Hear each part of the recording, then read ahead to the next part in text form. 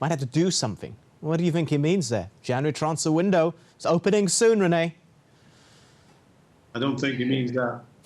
I don't think he means that. I think Ole's always very cautious about the transfer window. I think he's happy with the squad that he's got. We spoke about, look at the team that he put out there. We looked at the bench. We can only make 3 subs, but he could have brought 6 players on that could have made a difference. So I think he's happy. Obviously, as soon as the transfer window they come about, then there's obviously always speculation from the media. Any truth to any of the speculation that's going around for you, Danny? Do you see any, at this point, just rumours actually coming to fruition? No, January is a difficult one, isn't it? To get the right type of player to come in to help you, win titles or even be available for Champions League selection, because they might have already been played for a Champions League team. So I think January is always a very difficult one for any manager. That's changed, by the way, the Champions League ruling. So now you can play for another team if you sign in January. I think that was effective last season. Okay, yeah, well, still, like I said, I still think you look at a top quality player.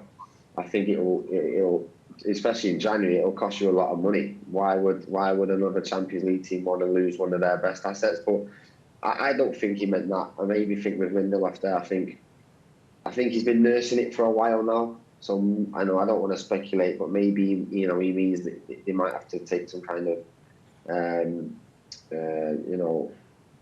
precaution, or maybe some type of I won't say operation, but it looks like something needs to happen with it because it keeps reoccurring. But I don't think that matters because they've still got some good players at the back. We've seen Tawanzabi, who looks like a really good player. We don't know what's happened. Wan-Bissaka, he's not played in the last couple of games. So I think United are okay. If Lindelof, is out for a while, and we'll just have to see. But I think, like Rene said there, I think Ollie's very cautious in the transfer window. He's very acute, so I don't think he'll panic and go out and try and get someone in. Squad management, Rene.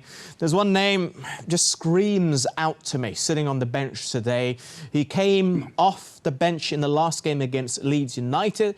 That was a very comfortable victory for the Red Devils. Started against Everton. I spoke to John Heitinger about him here on the show a few weeks back, and he seemed very perplexed. He's currently working at Ajax, which is exactly where Donny van der Beek has come from. You yourself are a Dutchman. Are the Netherlands press, are you confused about his treatment at the club or not? I know there have been cases whereby a player has joined the club, he's not really utilised until he's fully embedded. Robertson at Liverpool hardly played in the first 6 months under Jurgen Klopp and now has become one of the best left-backs in the world. Is that what we're seeing, or has he been treated badly? No, I don't think it's about treatment. It's part and parcel of being a professional footballer, especially when you move clubs. What I think why quite a few people, fans, especially in Holland, are baffled is that Donny van der Beek, you can ask anybody in Holland, he's a very, very good player. And he had a similar impact for Ajax at the time as Bruno Fernandes has for Manchester United now.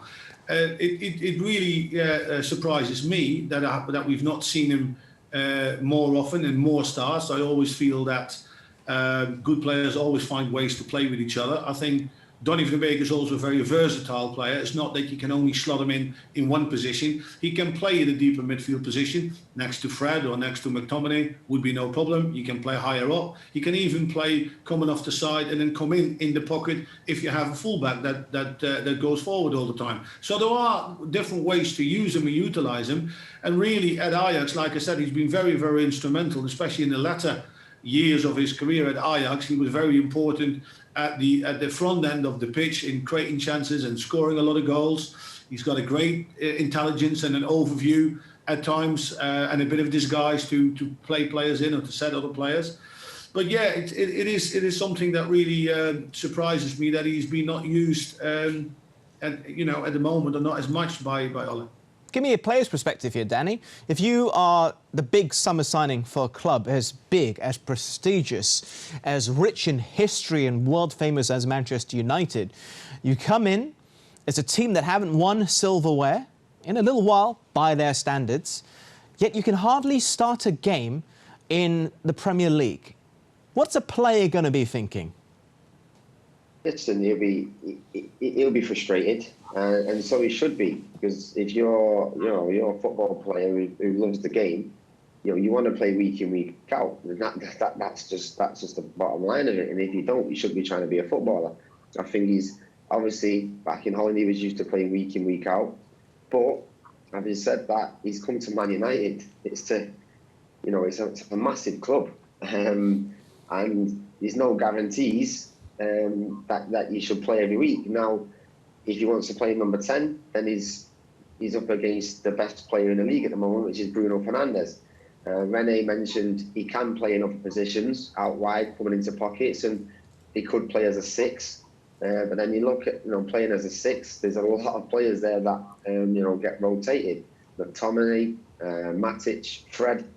So yeah, it's going to be difficult because it's Man United have got a good squad. But yeah, he'll be frustrated. But that's part of the game, and he has to work hard on the training pitch and force all his hand and force his way into the team.